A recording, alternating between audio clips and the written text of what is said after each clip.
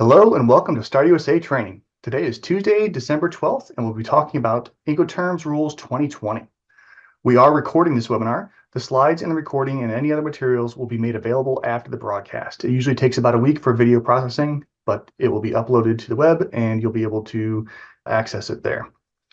All of our participants are currently muted. The Q&A feature is available if you have any questions. I will answer questions throughout and particularly at the end of the webinar. There is one NCBFAA credit available for continuing education credits for CES and CCS participation. That code will be shared at the end of the webinar. It'll be on screen, and you'll be able to put that in and get the credit for this webinar. Today, we're going to be taking a look at some of the origin and history behind Incoterms so that we can understand what their purpose is in trade. And we're going to work our way through all the Incoterms so that you have that basic foundation of what they are and how they get used. And then we'll talk about some of the scenarios where they can be used for you, what tips and traps to avoid, and hopefully be able to talk about some of your circumstances through questions and answers. Before we jump into Incoterms, though, quick introduction for myself and the company. My name is Michael D. Easton. I am the president and general manager of Start USA. I'm a licensed customs broker. I'm a member of the Northeast Ohio District Export Council. I've been in the trade industry for almost 20 years. And Start USA has been around for more than 25 years, maybe getting close to 30. And we perform a lot of services for clients around the world, acting as their trade compliance department or as their international trade operations teams, help them with in and outsourced operations, writing and maintaining policies and procedures, navigating audits and disclosures with federal agencies, as well as desk level day-to-day things like determining HS or origin or value, helping with your FTA environment or your CTPAT validations, your CTPAT applications, ECCNs, ITAR, all of the above. And we also can help you choose a broker and forwarder and work with them as a partner in your international supply chain.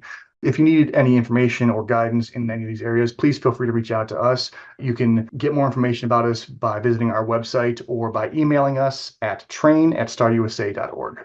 Please feel free to do so. Also, if you need any help understanding the materials that we discussed today, again, email us at that email address, and we would be happy to either rephrase or reframe some of the things to help it make it easier for you to understand. Incoterms can be a very challenging topic, particularly because of the multiple sides of perspectives of what Incoterms are. So we want to make sure that you have the opportunity to apply these in a way that's correct for your business. We'll jump into the Incoterms foundations, kind of where they came from and why they're here, as well as hit what's current in the 2020 version. That's no longer particularly new. It's been several years, but what's there today and how to use these effectively in commerce.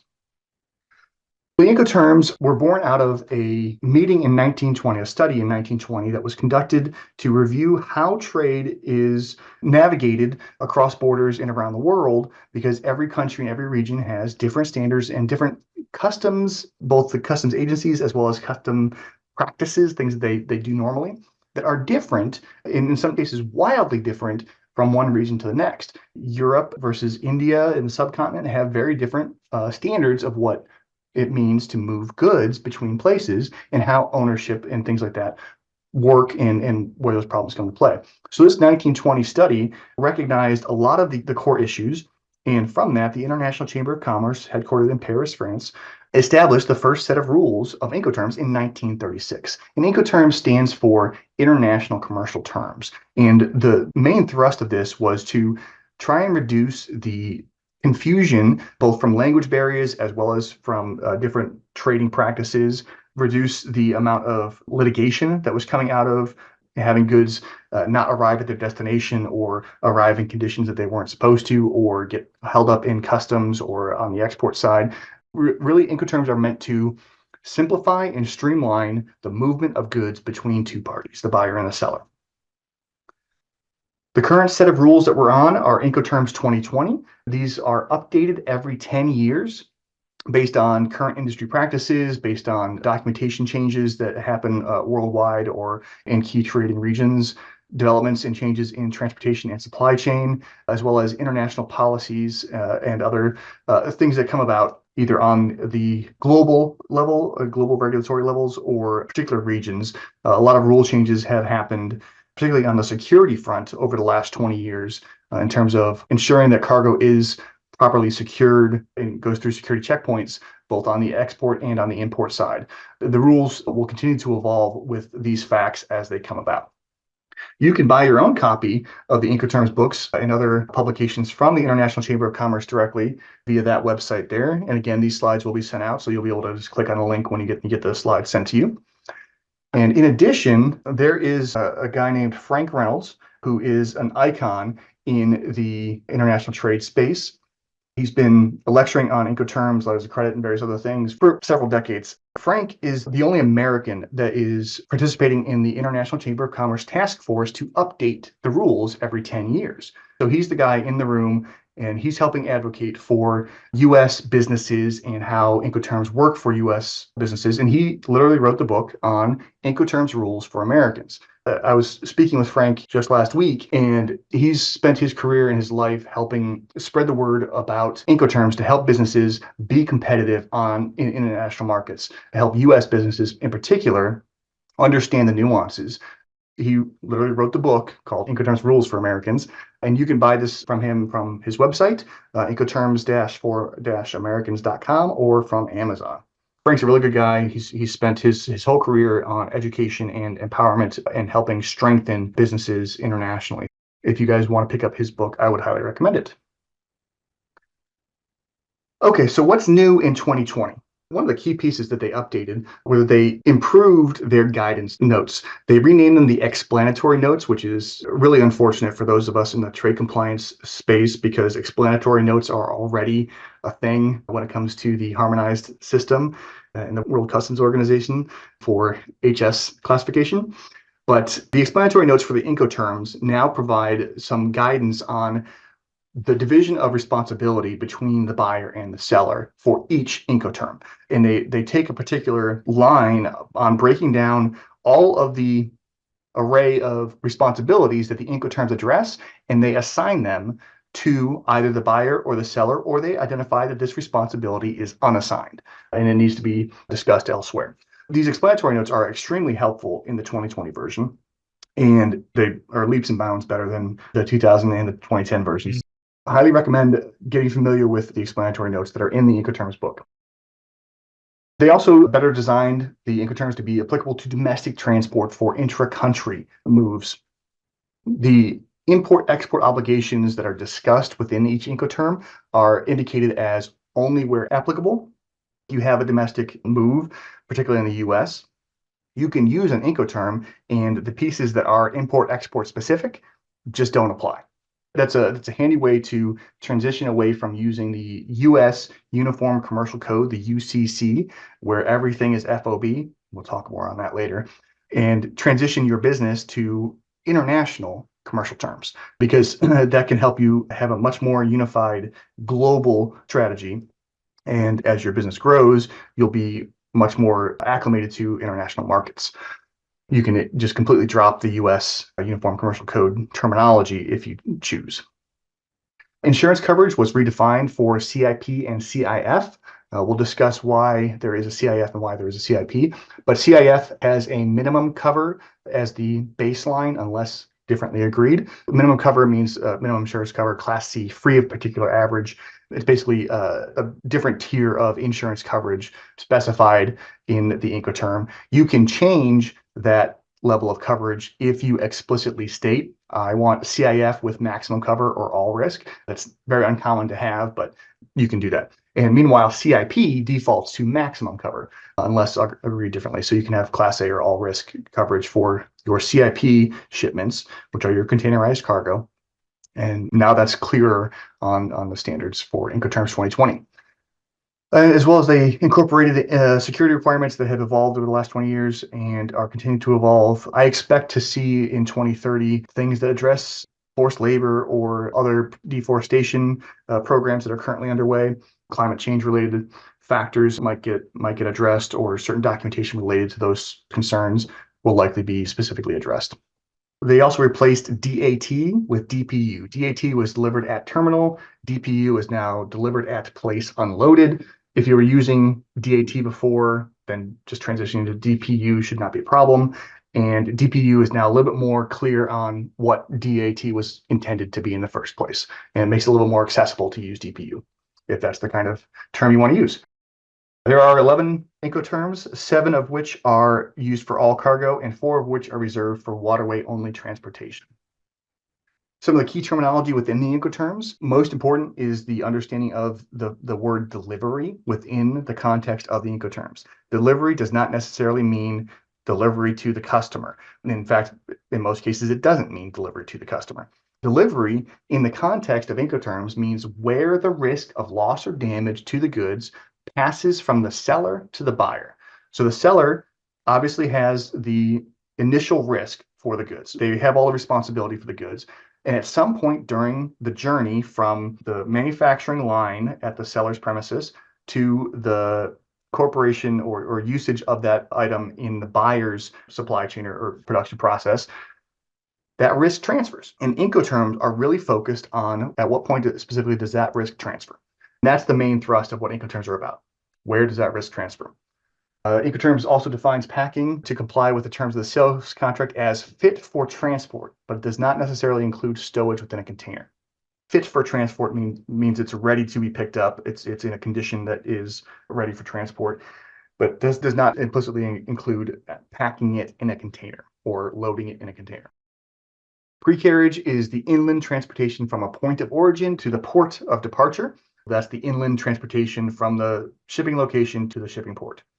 Main carriage is transportation from the port of departure to the port of arrival, and on carriage is subsequently the inland transportation from the port of arrival to the point of delivery. So those are the terminologies that it's important to have. 3 main legs in the transportation to be concerned with: pre-carriage, main carriage, and on carriage. One of the important things about Incoterms is that it establishes a baseline for both parties, both the buyer and the seller. That baseline supersedes language barriers and it minimizes the risk of communication. And the Incoterms books are translated into 27 languages. So if you're working in a particular region frequently, or your sales teams are trying to break into a certain region, or you're trying to negotiate with a specific customer, you can obtain a foreign language copy of the Incoterms and provide them with a copy so that they'll understand the same terms in the same way in their own native language, which is a very useful tool for ensuring that nothing goes wrong, or at least there's no misunderstanding between the two parties when the goods start to be delivered. So that's an important element of this Incoterms baseline is having that shared language. Incoterms, again, clarify the roles and responsibilities for both the buyer and the seller. And in fact, they don't address the roles and responsibilities for any other parties. Only the buyer and the seller are considered under the Incoterms. We don't talk about the broker's responsibility. We don't talk about the forwarder's responsibility or the carrier's responsibilities. Incoterms are for the buyer and the seller and making sure that they have a shared understanding of what each of their obligations are. The other parties to the supply chain will inherit responsibilities from either buyer or the seller, but knowing what the buyer and seller are doing is the first most important piece. And then as globalization increases, there's going to be more and more opportunity for buying and selling across borders and between businesses of all sizes. We are seeing e-commerce continuing to rise as it has for the last 20 years, and that's not likely to slow down anytime soon. The US de minimis threshold was just raised, making it a lot easier for small packages to come into the US. I heard the stats recently. I can't remember how many packages that come through the US every day, but it's a big number. And I wish I had it on hand so I could reference it. But here we are. As new people are entering international commerce, obviously there's going to be more and more people that have never heard of Incoterms rules. And that places the onus on people like us, people attending this webinar, to understand these rules so that we can spread that information and knowledge and continue working with a shared baseline. I don't think anybody wants to go back to the days where we had to guess what our responsibility is, and when something goes wrong, somebody's going to be left holding the bag. Knowing who's going to be left holding the bag is a really important piece to making a good decision for your business. Understanding Incoterms rules is an essential part of either going global or staying global and using them as a communication tool. And it's also worth noting that you cannot assume that the people that you're talking to have the same understanding of Incoterms that you do. They weren't on this webinar potentially. They may not have the same baseline, and it's up to us as buyers or sellers to communicate with our business partners on what our expectations are. And when we say FCA, clarifying that they are on the same page with us is really a big part of ensuring that that's going to be used correctly. communication is going to be, as always, your most powerful tool. Nothing is better than communication. In fact, if you had perfect communication, you wouldn't need Incoterms. Incoterms rules do not address title transfer or revenue recognition. And I can't understate the importance of that sentence because it's very easy to conflate transfer of ownership with the Incoterms and where delivery happens and where that risk of loss or damage transfers. It's very easy to get confused. And I see this happening a lot on the finance side, where the finance people who are not international trade experts will often understand that the delivery point is the same point at which the title transfers. Those are unrelated concepts. Title can transfer, ownership can shift to the buyer as soon as the goods are produced. But you might still have a delivered Incoterm where you have the risk of loss or damage in transit until it gets to the customer's door. The Incoterms just don't touch title transfer or revenue recognition. You reserve that for the terms and conditions, the purchase order, the sales contract, and you specify where title transfer happens separately from your Incoterm. So hopefully that was clear, but Incoterms don't address title transfer or revenue recognition. Revenue recognition is a big deal in the US for fiscal years and financial tax reporting and all that stuff. Again, Incoterms do not impact that one way or the other.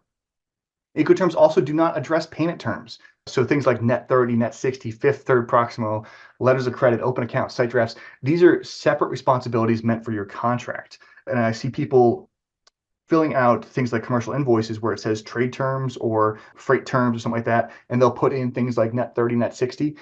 That's not what that's for. The freight terms, that's meant for your Incoterm.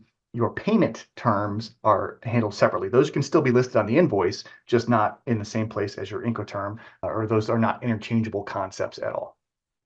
And Incoterms, lastly, do not create legal effect by themselves.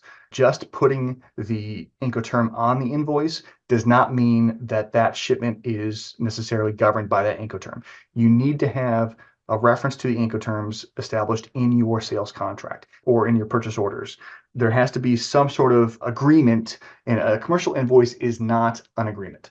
You want to make sure that you have your agreement separate from your transactional documents. So you want to write into your contracts things like this contract is governed by the Incoterms 2020. Additionally, the US government does not recognize Incoterms rules. So all of our regulatory rules, 19 CFR for imports, 15 CFR for exports, those do not take Incoterms at all into account. Remember, the Incoterms are from the International Chamber of Commerce, headquartered in Paris, France. I don't know if everybody on this webinar knows, but Paris, France is not in the US. So the US government does not acknowledge the fact that Incoterms are a standard agreement between international businesses. The US government, their rules and regulations are written from a slightly different perspective of US principal party and interest, foreign principal party and interest. Those are your, loosely your buyer and your seller, or your seller and your buyer in that case, or importer and exporter. You can't apply Incoterms responsibilities to US regulatory responsibility. But what do they do? In particular, the Incoterms rules assign costs. They specify who's going to arrange and pay for a certain event in that international transportation. And they assign the costs for all of the key events. And those costs are inherited and they specify them for both the buyer and the seller.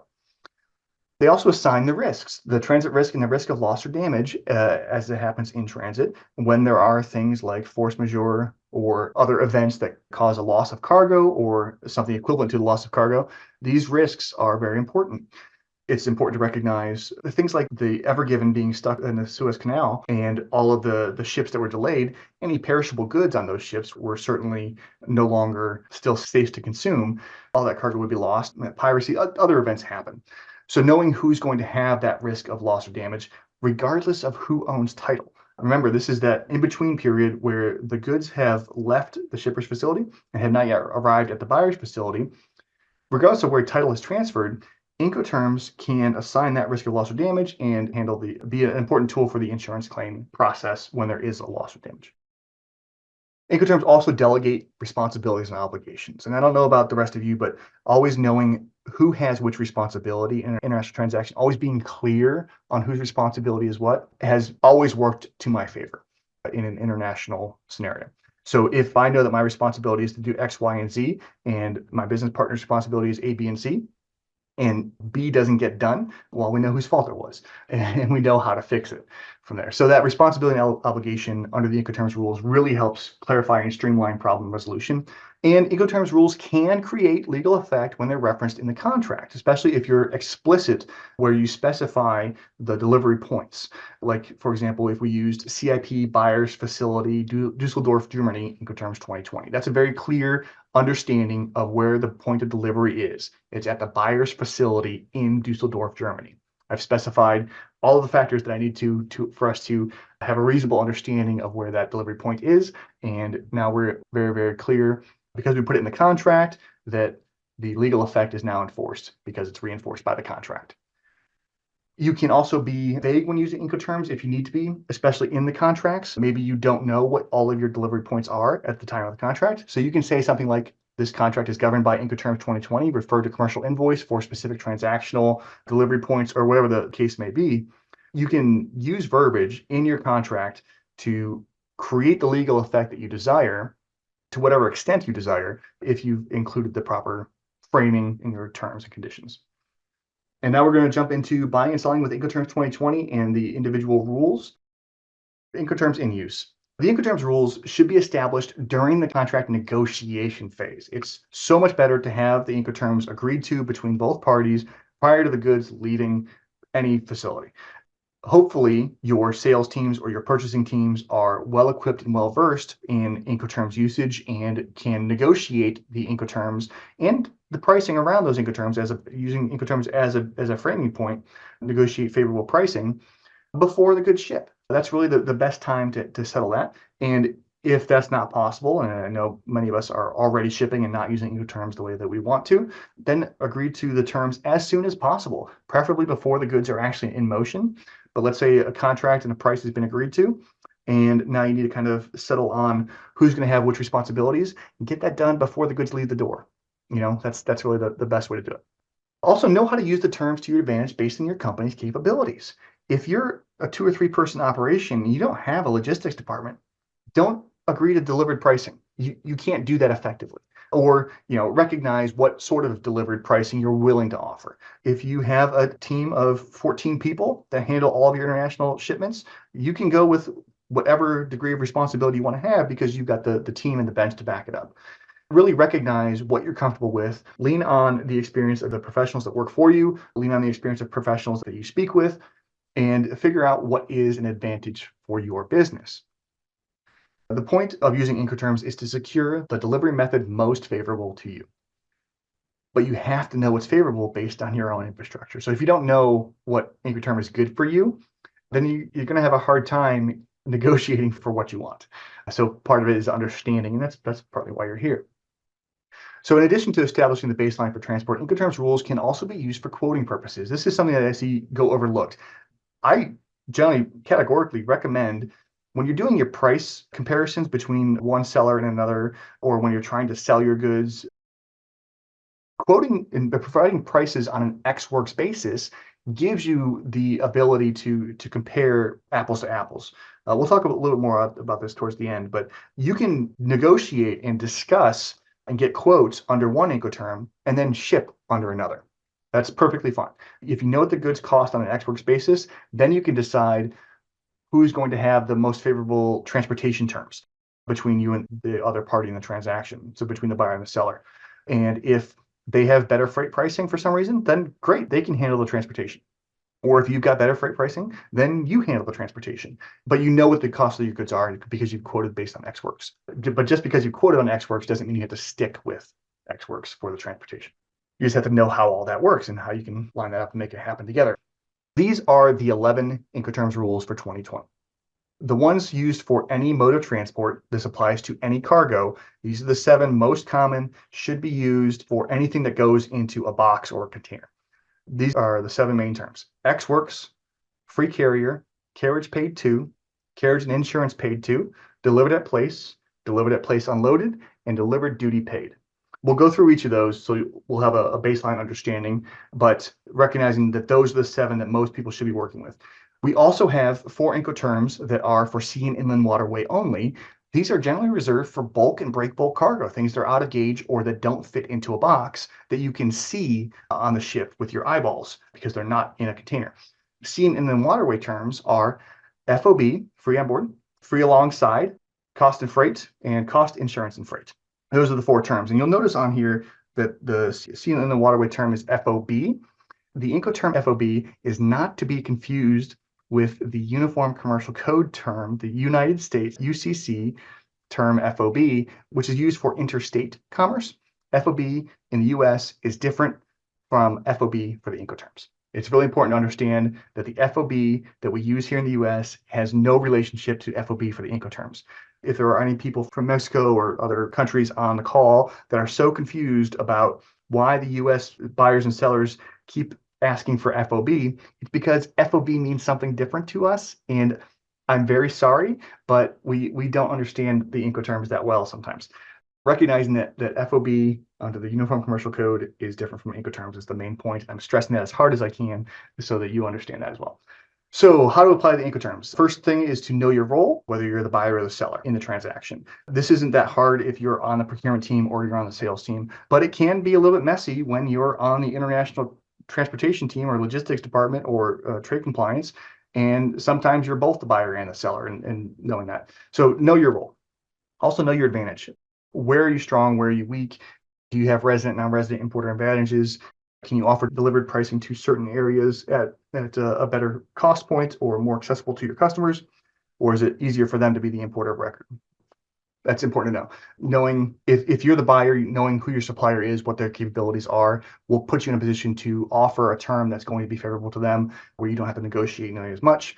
If you're selling your goods, knowing who your customer is going to be, what they're able to do. If they're a three-person operation, they don't have the team, so you're going to have to offer delivered pricing.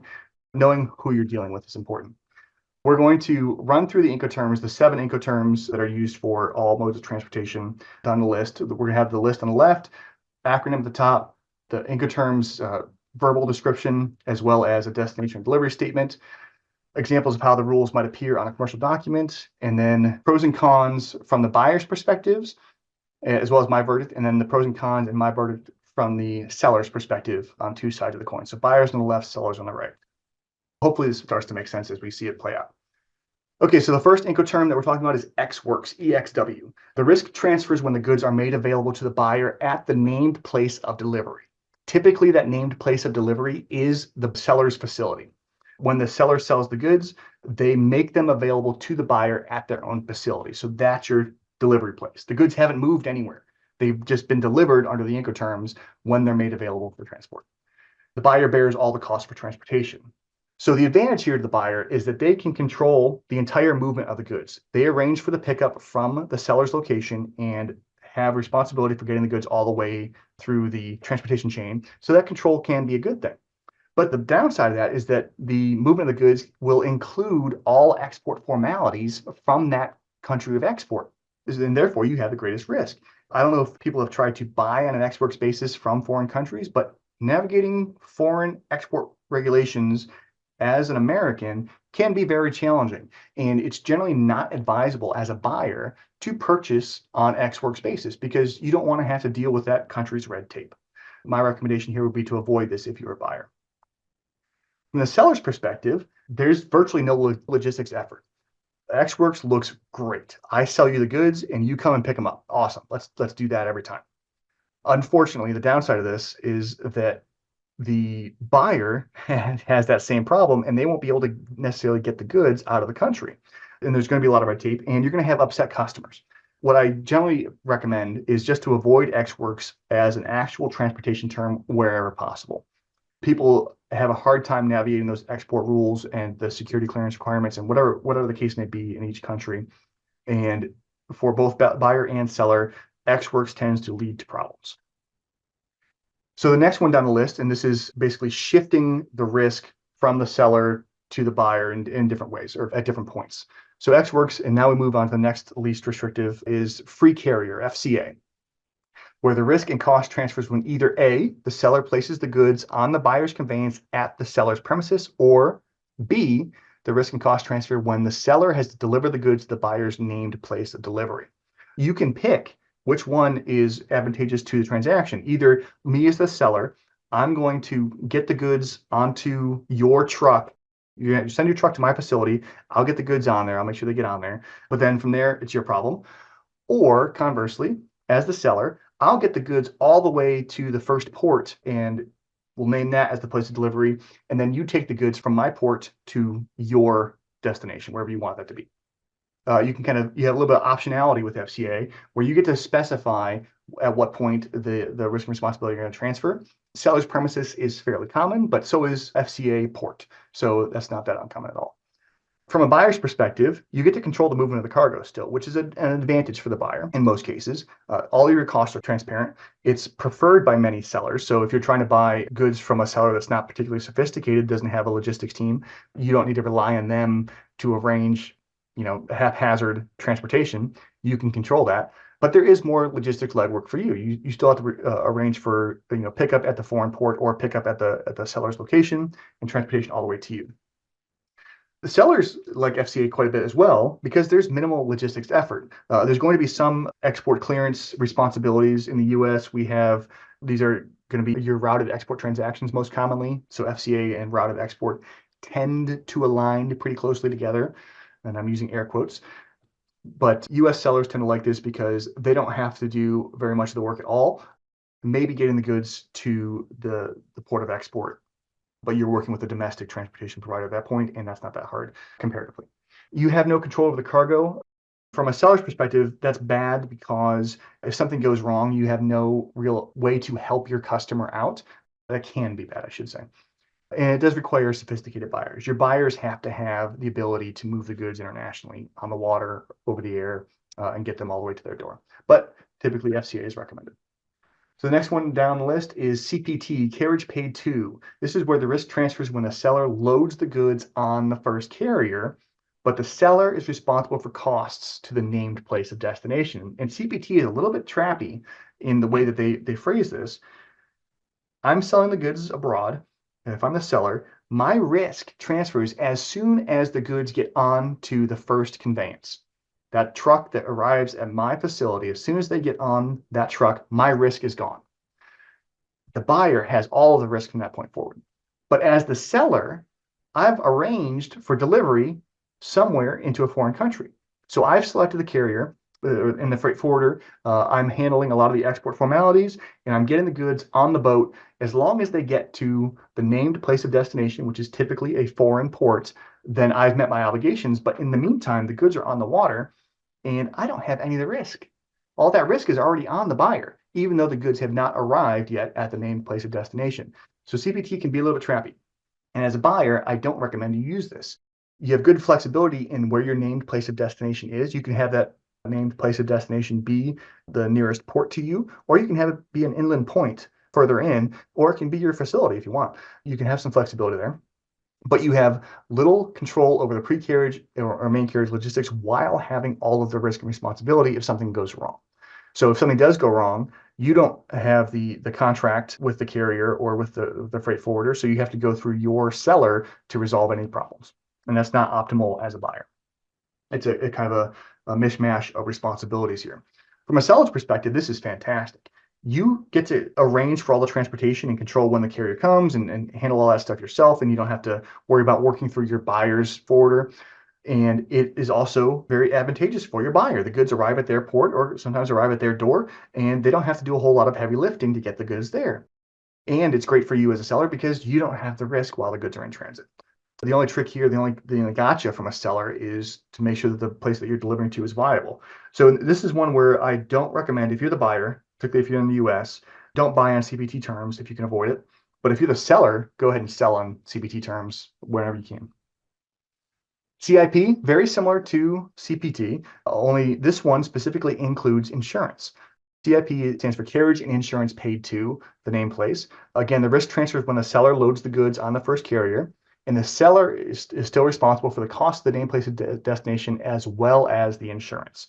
So CIP and CIF are the only two Incoterms that specifically address insurance. None of the other Incoterms have insurance as a specific consideration built into them. You can include insurance considerations if you want to modify the terms, but these are the only two that specifically address it. And again, that all risk and minimum risk still applies from before.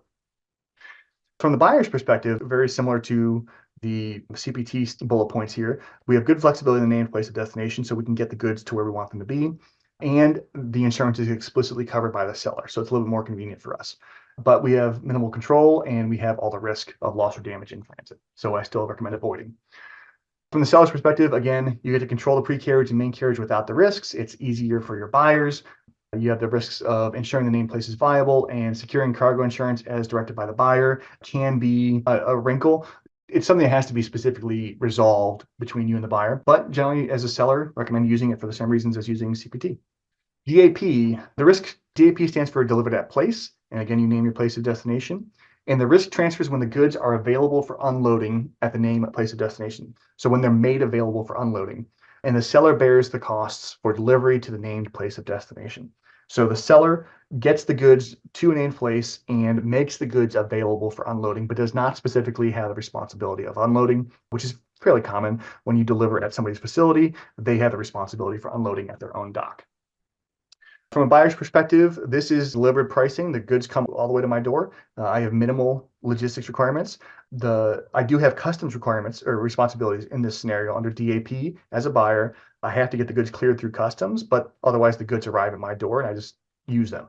The downside here is that the costs can be opaque and you might be not getting the most cost advantage on the delivered pricing.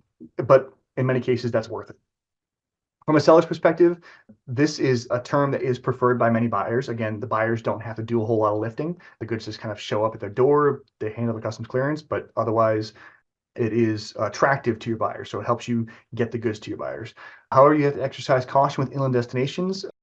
There can be a lot of quirks of delivery in particular points. You want to make sure that if you're delivering to countries that don't have developed infrastructures, are you going to be able to get the goods moved inland to a remote portion of the country? There are parts of the world where the only way that it's accessible is via donkey. So you want to make sure that you know where the goods are going and how they're going to get there before you agree to this term. And again, here, P is generally not the best term for you to use as a seller, although I don't mind it that much. But a strong recommendation for using this as a buyer, particularly when you have a weaker logistics team as a buyer. DPU, delivered at place unloaded.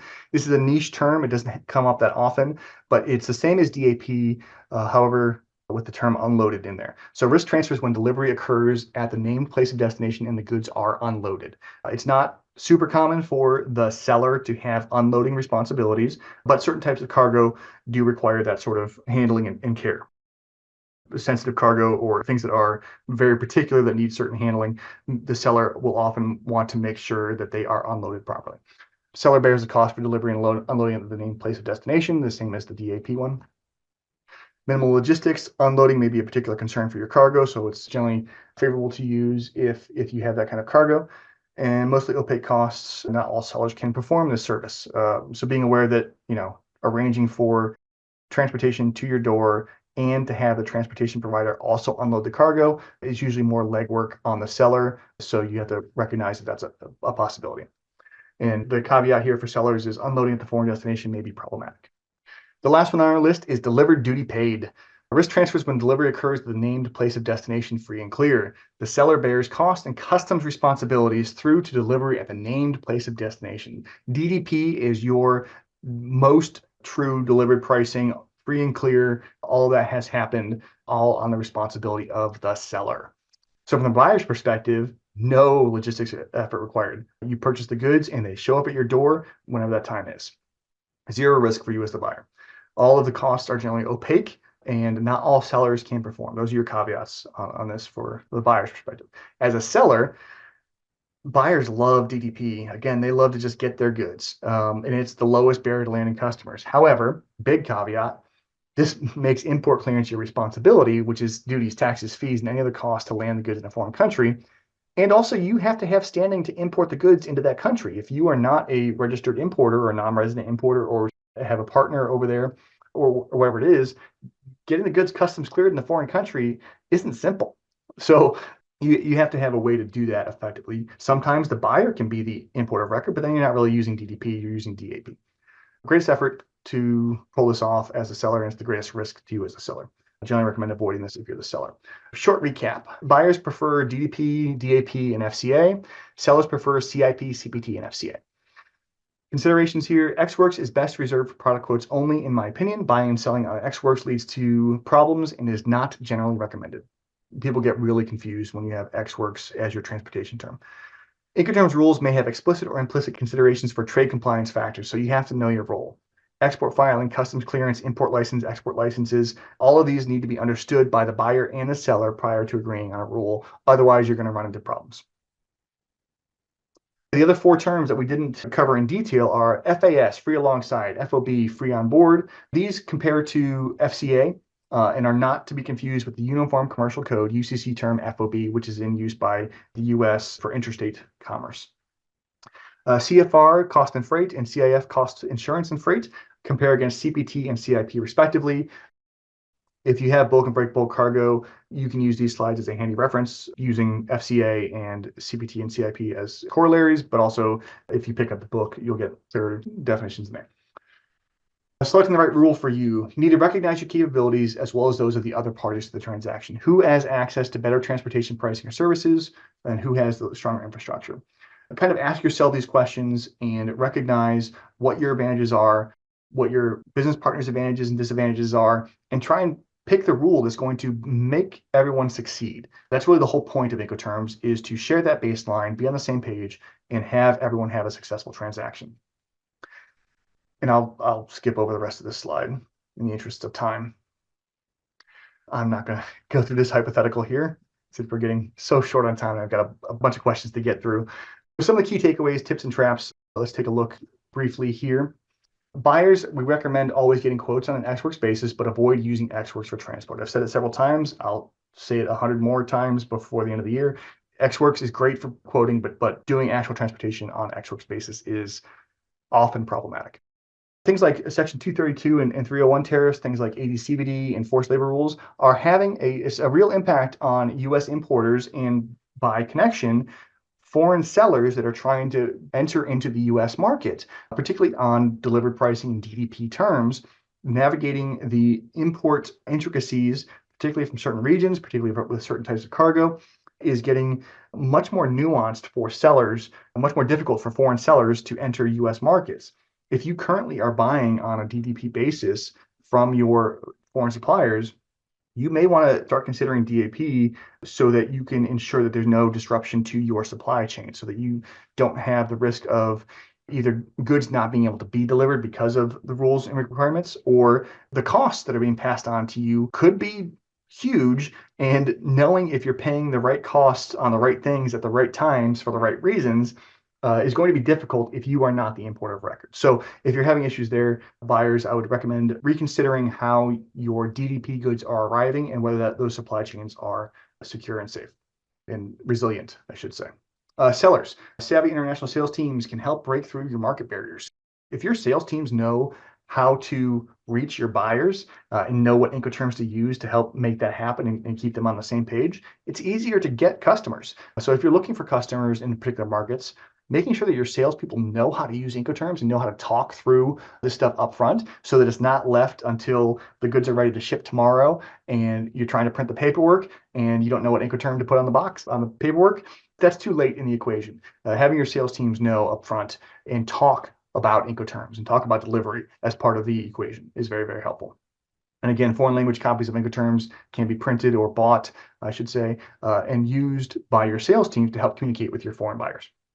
Some additional tips and traps. Incoterms rules are a negotiating tool. I've hit that a bit. Modify the rules to fit your intentions. It's totally fine to have something like DDP excluding taxes. So I'll arrange and pay for the import clearance, but I'm not going to have any of the tax responsibilities. That's a thing that is not uncommon when shipping from US to Europe in particular. If you can make import clearance happen in Europe, but you don't want to have that reporting responsibilities on them. FCA including insurance. That's totally fine. Just be clear and make sure both parties agree to the terms, and you can do those things. Global cargo insurance policies are often cost advantageous if you have steady international volumes, but you should consult with your insurance carrier.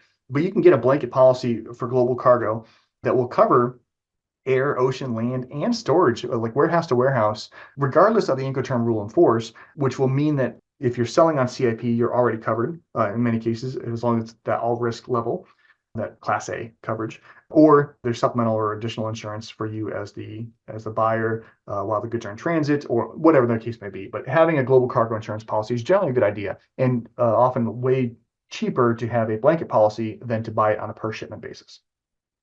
And standard property insurance is often ineffective for transportation related events.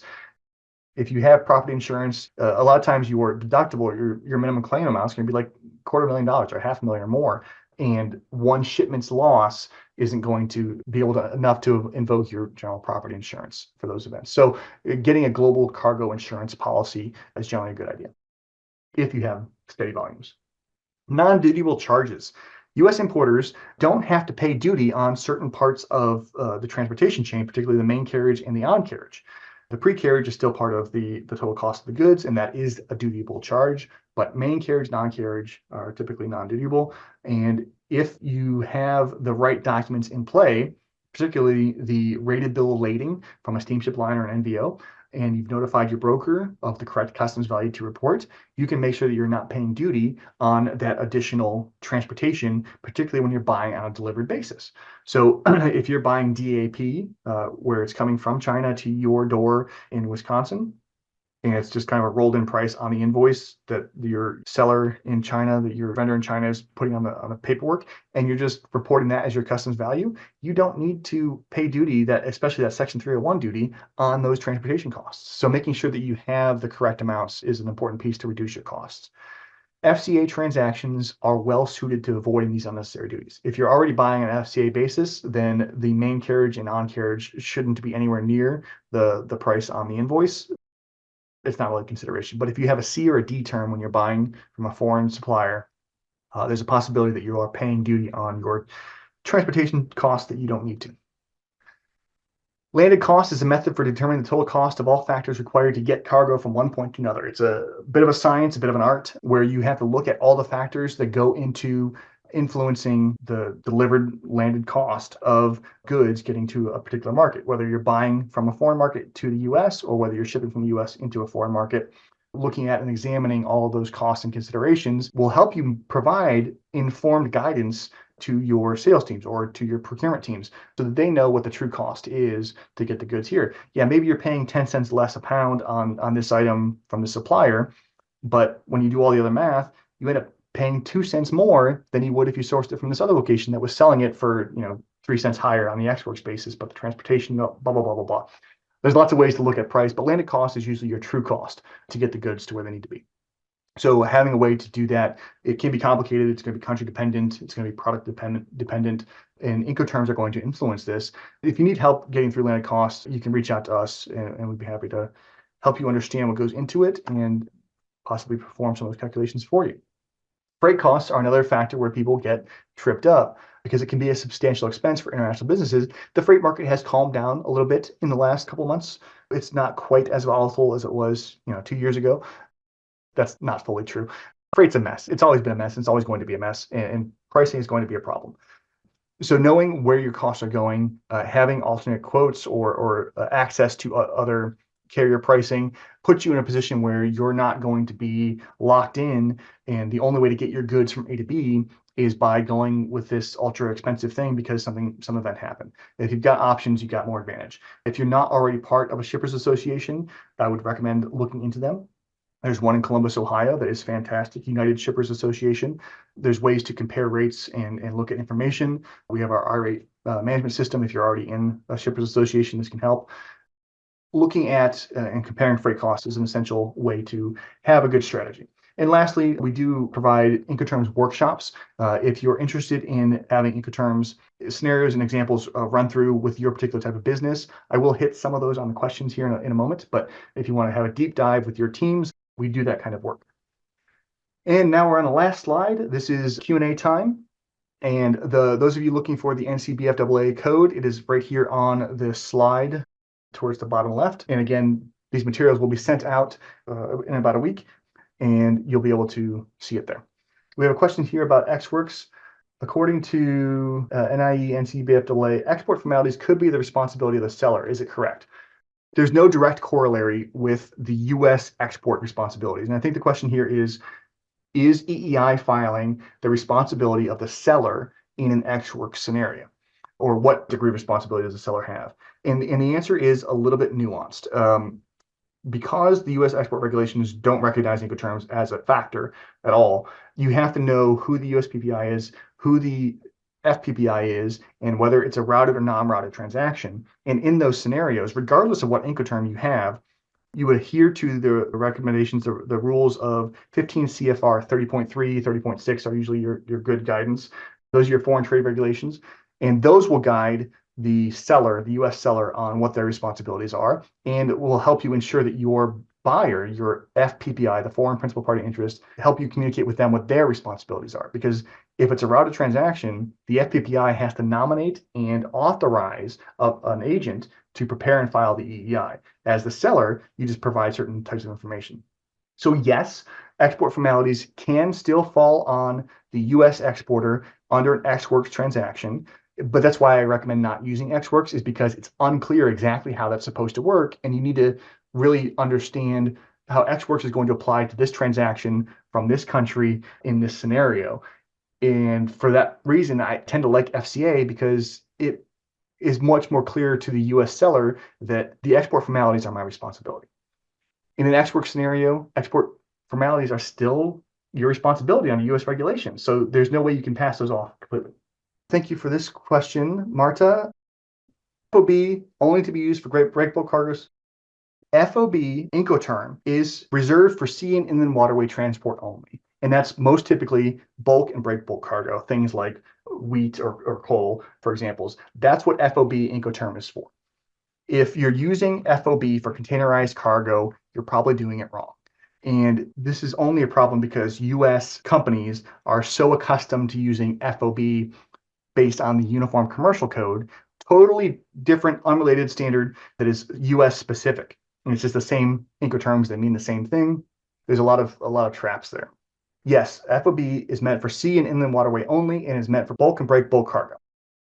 Nobody's going to jail if you use FOB for containerized cargo, but I would strongly prefer and recommend that you use FCA instead of FOB if you have anything that's packaged, crated, palletized.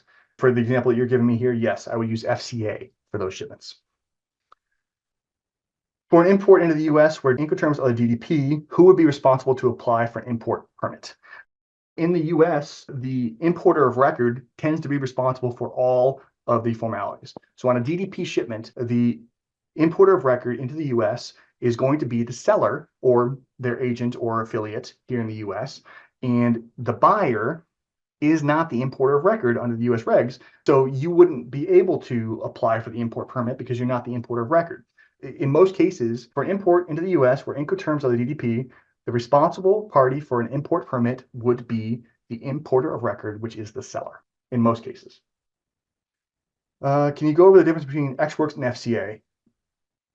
Basically, ex-works and FCA are quite similar in that the delivery point can still be the seller's facility. So you produce the goods and you make them available to the buyer at your facility. You can have FCA seller's premises. The key difference from the US perspective is that with FCA, the export clearance formalities are the responsibility, I'm using air quotes, are the responsibility of the seller. And under ex-works, the export clearance responsibilities are the responsibility of the buyer. And again, buyers can't do export clearance formalities all that well and don't know what that means and are liable to screw it up. So that's why I recommend avoiding ex-works, is because the buyer doesn't know how to do or what to do in the case of export formalities. And it's just usually easier if the seller handles that to some degree or other that's in compliance with the US export regulations. Additionally, FCA, you can name a local port. So you can get the goods to the port of LA or the port of New York or the port of Savannah, or whatever it is, under FCA, a lot simpler and a lot more standard than you would for ex-works. Hopefully that clarifies, but if you want to send me an email afterwards or give me a call, I'd be happy to kind of pick apart the scenario that you're working with. Some of the questions that were submitted here: struggling with customers in Mexico who don't understand the difference between DAP and FCA and why DAP doesn't apply. And I wish I had a better way to respond to that statement. DAP can apply to Mexico under certain circumstances, but because of the border crossing dynamic at work there, it's generally very, very hard for U.S. companies to deliver at place in Mexico. Basically, the pedimento and the words are escaping me, but getting across the border into Mexico generally requires the Mexican buyer to have a hand in that, and therefore you're not going to have DAP. It's most common for U.S. companies to sell something like DAP Laredo, Texas, where it's not actually an international transaction, but the goods get to Laredo and are handed off to the buyer's forwarder. And then drayage and all that stuff happens at the border, and it gets across. The import pedimento is filed, and the goods deliver on using Mexican truckers the way it's supposed to. The way to communicate this to Mexican buyers is to I mean, you can fall back on, our corporate policy is that we cannot handle inland transportation in Mexico specifically, or you can fall back on standard practices and policies. We have to hand this off to your forwarder in Laredo, Texas, or whatever the crossing point might be. Is typically how I would not try and explain the difference between DAP and FCA. Just explain that we can do DAP Laredo, we can do FCA our facility, but we can't do DAP Mexico City or Guanajuato or whatever it is. Why in the US do they use FOB as the Incoterms for domestic shipments? That's a very good question. Why do we use FOB? Because FOB made a lot of sense back in the day. As Incoterms have become more prominent and global trade has become more prominent over the last 40 years, the terminology has been standardized, and the US kept FOB, but FOB in the US can mean you have FOB origin and FOB destination, which is basically any gamut of transportation within the US can be called FOB. And so we tend to, here in the US, use FOB literally for everything. Why do they do it that way in the US? Because it made sense to us at the time. How specific does the place need to be on the Incoterm? For example, DAP destination port or FCA USFF. I would discourage using shorthand and acronym like FF, I believe means freight forwarder, but that's not really a very clear statement. Be as explicit as you possibly can. If you can, the box for where you can put your Incoterm is limited on the piece of paper that you have another statement somewhere else on the invoice in the notes field or whatever. So it says DAP destination port, and you can specify in the notes, destination port on this shipment means Dusseldorf, Germany, or Rotterdam, or whatever the circumstance may be. I would use DAP destination port in a sales contract more often than I would use it on a commercial invoice. FCA USFF, I would replace with something like FCA forwarders warehouse, domestic or US, or preferably a city, FCA forwarders warehouse, Cleveland, Ohio, something like that. So be as specific as you can. If you're limited on space, specify something in that box and then just write it in a note or not handwrite it. We don't do that anymore, but be clear somewhere else in the document where that point is, if you can. Can you talk about the nuances for why you wouldn't use CFR for a container shipment? With our insurance, we want risk to transfer when loaded on the vessel. So because CFR is a sea and inland waterway only term, it means that if the transportation includes any other form of transit that is not sea and inland waterway only, that there is no consideration for risk or damage at any other point in the transport. And one of the key points of the CFR and the sea and inland waterway only terms is that you can verify the condition of the goods by sight as they're being loaded on the vessel or as they're being unloaded from the vessel. There's a verifiability factor. When they're in a container, you cannot verify the condition of the cargo. Knowing where damage may have happened is very, very difficult to verify, virtually impossible to verify with containerized cargo. And that's why there are sea and inland waterway only Incoterms is for bulk and break bulk and out of gauge cargo, things that don't fit in a box, because of that visibility factor and that the transport to get those special types of cargo to get to where they need to be, they have these 4 special sea and inland waterway only terms. So applying those to containerized cargo is not what they're designed to do. So there's going to be limitations on what they can do in the circumstances that you need them to perform. If you want your risk to transfer when it's loaded on the vessel, you can specify that in a CPT term.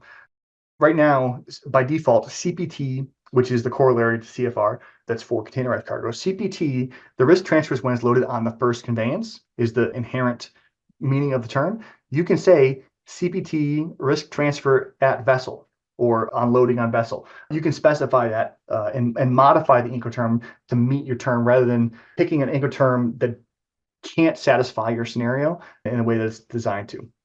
If the goods are containerized or packaged, CPT is the term that's designed to account for that.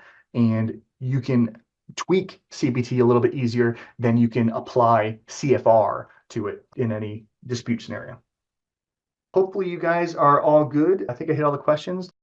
Thank you all again for your time. Incoterms is a fantastic way to help improve your business, and it can be tricky. I know today's session was a lot of information kind of thrown out there fast, but if you need to unpack it, feel free to reach out to us. We're here to help.